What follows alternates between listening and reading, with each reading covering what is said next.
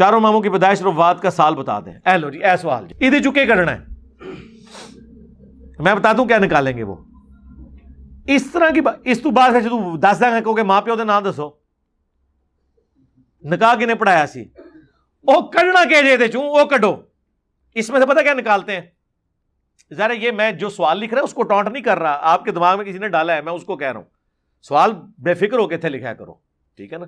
ہم نے آج تک کسی سے اس کا مسلک نہیں پوچھا, کبھی کسی سے نہیں پوچھا کہ اے پٹھا سوال کے لیے لکھا کھلو جائے.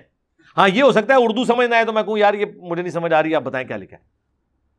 یہ صرف اس لیے پوچھتے ہیں کہ جب آپ ان کو بتائیں کہ جی امام مالک 179 میں فوت ہوئے ہجری میں, امام حنیفہ 150 ہجری میں فوت ہوئے, امام شافعی 204 ہجری میں 204 میں فوت ہوئے, احمد بن حنبل 241 میں فوت ہوئے, تو وہ پھر آپ سے پوچھیں گے پھر امام بخاری کب فوت ہوئے, وہ ہم کہتے ہیں جی 256 میں. پیدا کب ہوئے 194 میں.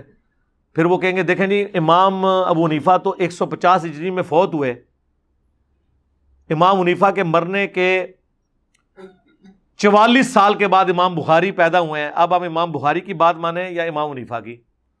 اے بچو کٹ دے جائے, رکو ذرا صبر کرو. آپ نہ امام بخاری کی بات مانیں نہ امام حنیفہ کی بات, اس کی مانیں جس کی قبر مدینے میں صلی اللہ علیہ وآلہ وسلم. اگر امام حنیفہ کوئی کتاب لکھ کے امت کے حوالے کر گئے ہوتے نا حدیث کی تو جھگڑا ختم ہو جاتا. امام مالک کی کتاب الموطا امام مالک پوری دنیا میں موجود, امام شافعی کی کتاب مسند شافعی پوری دنیا میں موجود, ہمارے پاس رکھی ہوئی ہے ساری. امام احمد بن حنبل کی کتاب مسند امام احمد ہمارے پاس موجود, پوری دنیا میں موجود. امام حنیفہ کی کون سی حدیث کی کتاب ہے جو انہوں نے امت کے حوالے کی ہے؟ ہر چیز آپ نے ان کی طرف منسوخ خود سے کی ہوئی ہے. پھکی والا جواب بھی ہے کہ امام ابو حنیفہ رحمۃ اللہ علیہ سے بھی پہلے ایک امام ہے, امام جعفر الصادق, ہاں فقہ جعفری والے. ان سے پہلے امام محمد باقر جو ان کے والد تھے.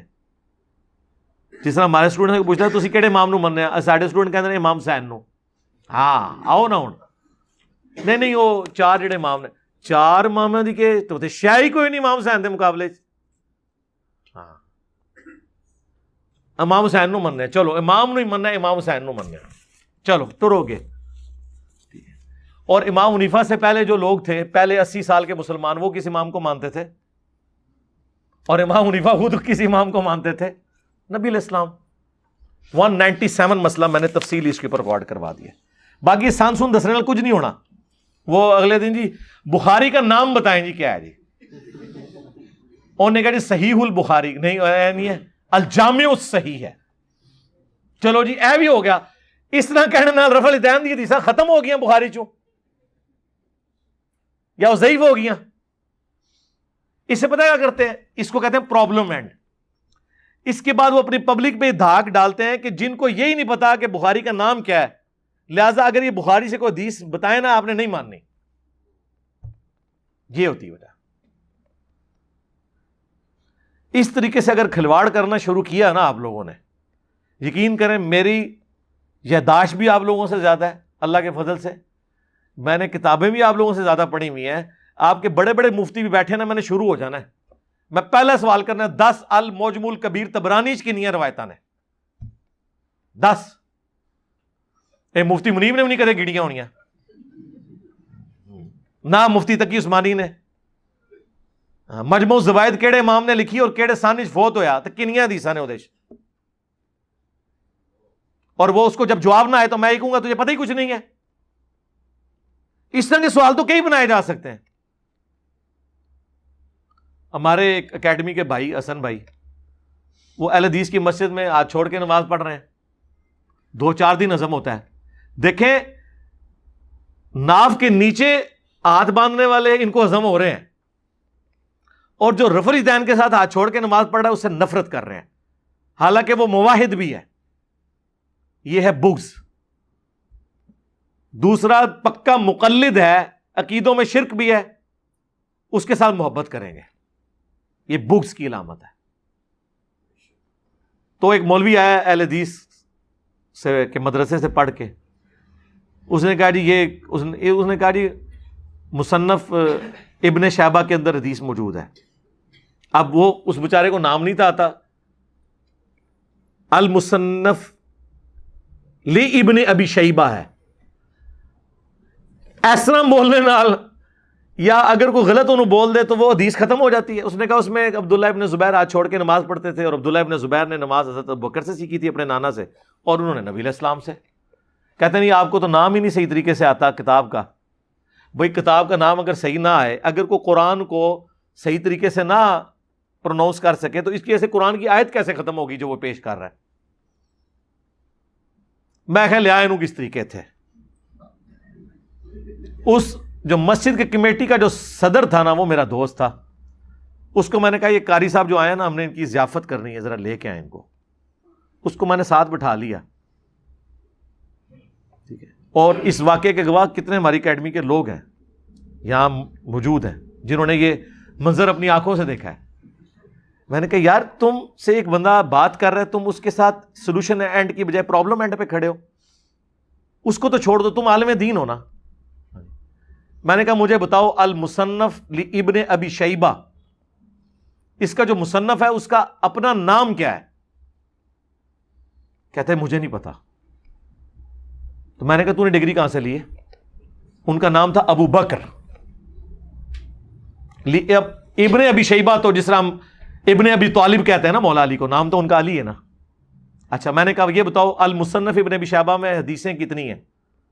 کہتا ہے مجھے نہیں پتا. میں نے کہا یہ روئے عرض پہ سب سے بڑا احادیث اور اثار کا مجموعہ ہے, آلموسٹ 40,000 احادیث اور اثار ہیں اس میں. اچھا میں نے کہا المصنف حدیث کی کس کتاب کو کہتے ہیں؟ کہتا ہے مجھے نہیں پتا, پڑھا ہے ایسی منو پتا نہیں. اندازہ کریں, المصنف حدیث کی اس کتاب کو کہتے ہیں جس میں کثرت کے ساتھ صحابہ کرام کے اعمال لکھے ہوئے ہوں اور تابعین کے آثار موجود ہوں. جس طرح المستدرک حدیث کی اس کتاب کو کہتے ہیں جس میں چھوٹی ہوئی حدیثیں بیان ہوں, جیسے المستدرک للحاکم علی الصحیحین, بخاری اور مسلم کے راویوں سے جو حدیثیں امام بخاری اور امام مسلم نے نہیں لی اور وہ موجود تھی, وہ امام حاکم نشاپوری نے جمع کی. تو ایسی حدیث کی کتاب کو کہتے ہیں المستدرک. جز حدیث کی اس کتاب کو کہتے ہیں جس میں ایک ٹاپک ڈسکس ہو, جس طرح جز رفع الیدین امام بخاری کی کتاب, جز القراء امام بخاری کی کتاب, جز القراء امام بیہقی کی کتاب. موجم حدیث کی اس کتاب کو کہتے ہیں جس میں استادوں کے حروف تہجی کے اعتبار سے ایک محدث ترتیب سے حدیثیں جمع کرتا ہے. طبرانی کی 3 موجم ہے نا, الموجم الکبیر, صغیر, اوسط. مسند حدیث کی اس کتاب کو کہتے ہیں جس میں صحابہ کے ناموں کے اگینسٹ چیپٹر بنا کے حدیثیں جمع کی جائیں. احکامات کے چیپٹرز نہ ہو کہ یہ نماز کی حدیثیں ہیں, یہ روزے کی ہیں, نہیں, صرف صحابہ کے نام. حضرت ابوبکر کی مسند, حضرت ابوبکر صدیق رضی اللہ تعالیٰ کی ساری حدیثیں چاہے انہوں نے کسی ٹاپک پہ بھی بیان کی تھی نا, وہ جمع ہو گئی. پھر حضرت عمر کے اوپر چیپٹر, انہوں نے جتنی حدیثیں بیان کی وہ جمع ہو گئی. حضرت عثمان, حضرت علی, اس حدیث کی کتاب کو کہتے ہیں مسند. اچھا میں کہ 10 امام ابن ابی شیبہ جو تھے ان کے لائق ترین شاگردوں میں سے کسی ایک کا نام بتاؤ. امام بخاری امام مسلم کے استاد ہیں, بھی نہیں سی انہوں پتا. میں نے کہا تمہارا علمی لیول یہ ہے اور تم سٹوڈنٹس کو اس طریقے سے تنگ کرتے ہو یار. خیر اس نے معذرت کر لی کہ جی مجھ سے غلطی ہوئی ہے. یہ صرف اپنا علمی روب جھاڑنے کے لیے اس طرح کی باتیں کرتا ہے. یہ جو آپ کو بھی کہتے ہیں نا, آج ہی ہمارے مفتی صاحب کے ساتھ مناظرہ کر لیں, ہمارے مولانا صاحب کے میں آپ کو وہاں جمعہ پڑھیں گے نا, آپ کی میں بات کراؤں گا, اور بات اے کر دے. پہلے تھے وہ ایک مسئلہ ہوتا تھا نا, اگر بیچارے کسی نے داڑھی نہیں رکھی نا تو اس کو کہتا تھا تو داڑھی نہیں رکھی. بھائی داڑھی کسی نے رکھی ہوئی ہے نہیں رکھی, اس کا دین کے مسئلے کے ساتھ کیا تعلق ہے؟ آج کل ایک نیا اعتراض مارکیٹ میں آیا ہے. ہمارے ایک لائیو سٹوری میں ایک بھائی نے کہا ہے میں نے وہ 3 طلاق کا مسئلہ ڈسکس ہوا, کہنا تیرا تو ہلے بیاہ ہی نہیں ہویا, تو یہ مسئلہ کیوں پوچھ رہے ہیں. وہ اختلاف ڈسکس کرنے گیا کہ 3 طلاقیں اکٹھی ہوتی ہیں نہیں ہوتی ہیں, ایک نوی شے میں کہ یار دیکھو کتے کتے انہوں نے کوئی خیال کرنا. حالانکہ طلاق کے مسائل شادی سے پہلے ہی سیکھنے ہوں گے, بعد میں سیکھنے کا تو فائدہ نہیں, کیونکہ یہ دے کے تو فتوے لے رہے ہوتے ہیں آ کے. اور یہ منڈا ذرا غصے ہی سی, بس سمجھ نہیں لگی ہم لوگ. یہی منڈے نو پہلے پتا ہوئے بھئی نکاح طلاق کے مسائل شادی سے پہلے پتا ہونے چاہیے, تب فائدہ ہے. ایسے ایسے اعتراضات کہ بندہ حیران رہ جاتا ہے کہ یار یہ شیطان بھی کہتا ہوگا کہ ٹھیک ہے میں بھی چھٹیاں تے ٹور جانا وا, ہاں انہوں نے ایسی کوئی سیٹ میری سنبھال لی ہے نا, چھوڑ دو. اگر کوئی غیر مسلم اسلام قبول کرے تو کون سے فرقے کا ترجمہ پڑھے, جس کا مرضی پڑھ لے میرے بھائی, کمپیئر کر لے. یہ نہیں ہو سکتا کہ ہم آپ کو اسپیسیفائی کر لیں ورنہ کہیں گے دوسرا. ایک ہی ہے ترجمہ, الفاظ کے چناؤ کا فرق ہے. قرآن کے 8 تراجم, اس کے اوپر میری ویڈیو ریکارڈڈ ہے, وہ آپ دیکھ لیں. الفاظ کے چناؤ کا فرق ہو سکتا ہے. میں قرآن کا ایک صفحہ اگر 10 صحابہ کو دوں نا جنہیں اردو آتی ہو, وہ بھی 100% ایک جیسا ترجمہ نہیں کر سکتے. مفہوم ایک ہی ہوگا. اللہ کے نام سے شروع اللہ کے نام سے شروع کرتا ہوں, اللہ کے نام سے, اللہ کے نام سے شروع کرتا ہوں. 4 میں نے جملے بول دیے بسم اللہ میں. کسی نے شیطان کے نام سے شروع کیا, وہ ادھر جی بڑھیا ہے. دیکھو جی اعلیٰ حضرت نے ترجمہ کیا ہے اللہ کے نام سے شروع, اور اشرف تھانوی نے کیا ہے شروع کرتا ہوں اللہ کے نام سے. انہیں تو شروع کیتا ہے, اعلیٰ حضرت نے اللہ تو شروع کیتا ہے. ادھی پھر میں پھکی دیتی سی کہ بسم اللہ میں بھی تو اللہ بعد میں آ رہا ہے. بسم اللہ میں اللہ پہلے ہے بعد میں, تو پھر بسم اللہ بھی اپنی بدل لو. اللہ الذی باسمہ ابدہ, اے بنے گی اللہ ہے وہ جس کے نام سے میں ابتدا کرتا ہوں. اے تہاڈی بسم اللہ ہونی چاہیے. پھر ان معاملات کے اندر یہ لوگ نا الجھاتے ہیں. یہ پتہ کیوں کرتے ہیں, پچ کھو دیں تاکہ وہ بہت جی اختلاف ہے جی قرآن جناب حدیثاں بے شمار نے جی. او یار اگے بھی کڈ نا, مطلب میں ہوں نہیں سیکھنیاں, سیکھنے کے لیے آیا نا. قرآن ڈائریکٹ نہ پڑھو, اچھا جی ڈائریکٹ نہیں پڑھتے آپ پڑھا دیں, وہ بھی کوئی نہیں. آپ پڑھائیں گے بھی, آپ کو کہیں گے ترجمے میں یہ لکھا آپ یہ کیا کہہ رہے ہیں, وہ کہیں گے نہیں آپ ڈائریکٹ سمجھ نہیں سکتے بھئی تو انڈائریکٹ سمجھا دو. اور یہ ہمارے اوپر بھی جو الزام لگاتے ہیں نا کہ انجینئر صاحب میں نے کوئی قرآن کا ترجمہ کسی کے حوالے نہیں کیا. میں نے ہمیشہ کہا ہے کہ بریلوی ہو بریلویوں کا ترجمہ پڑھو, حمزہ بریلوی کا, دیوبندی ہو اشرف تھانوی کا پڑھ لو, اہل حدیث ہو جونا گھڑی کا پڑھ لو, اہل تشیع سید فرمان علی شاہ کا پڑھ لو, فرقوں سے ہٹ کے پڑھنا ہے مولانا مودودی کا پڑھ لو, فتح محمد جلندری کا پڑھو. صحیح میرے بھائی, ترجمہ جس کا مرضی آپ پڑھیں. میں نے اپنا کوئی ترجمہ آپ کے حوالے نہیں کیا, اور اس پہ جو میں نے ان کو پھکی دی ہوئی ہے نا وہ بہت بڑی ہے. کوئی دنیا کا بریلوی یہ دعویٰ کر سکتا ہے کہ میں احمد بریلوی سے بہترین ترجمہ کر سکتا ہوں قرآن کا؟ تو جب ہم احمد بریلوی کا قرآن کا ترجمہ پڑھتے ہیں نا تو ہم نے کسی گلی محلے کے مولوی سے پڑھنا ہی نہیں, کیوں تو ہم تو ڈائریکٹ اعلیٰ حضرت سے پڑھ رہے ہیں, کیونکہ اعلیٰ حضرت نے قرآن میری زبان میں کر دیا. جس طرح صحابہ کرام پڑھے لکھے نہیں تھے لیکن ان کی زبان میں قرآن تھا, انہیں سمجھ آ رہا تھا. ہم بے شک عربی نہ جانتے ہوں, ہم سے مراد جو نہیں جانتے, اگر ان کی زبان میں دنیا کا سب سے بڑا بریلوی عالم ترجمہ کر دے تو گویا وہ ویسے ہی ہے جیسے عمار ابن یاسر کے سامنے عربی قرآن پڑھا جا رہا ہے چاہے انہیں لکھنا پڑھنا نہیں آتا ہے نا کہ نہیں. اور دیوبندیوں کے ہم تو آپ کے علماء, ہم تو اشرف تھانوی صاحب سے ترجمہ ڈائریکٹ پڑھیں گے.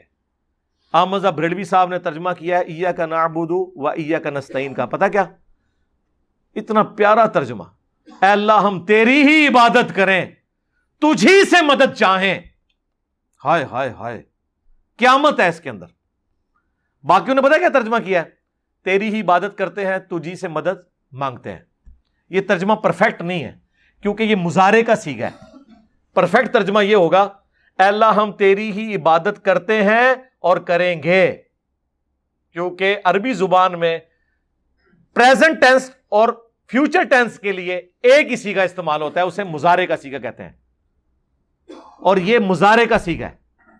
تیری ہی عبادت کرتے ہیں تیری ہی عبادت کریں گے.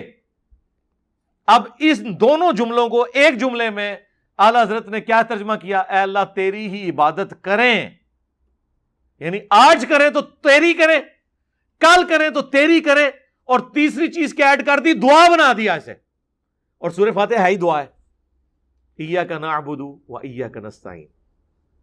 لیکن اب کتنا افسوس ہے، وہی اعلی حضرت، ان سے پوچھا گیا کہ جی مصیبت اور پریشانی میں آپ کیا کرتے ہیں؟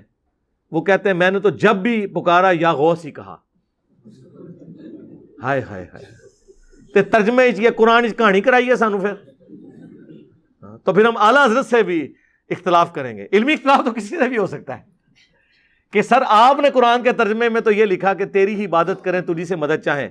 اب یا غوث العظم دستگیر کہاں سے آپ لے آئے؟ آپ تو اپنے ترجمے کے مطابق نہیں چل رہے.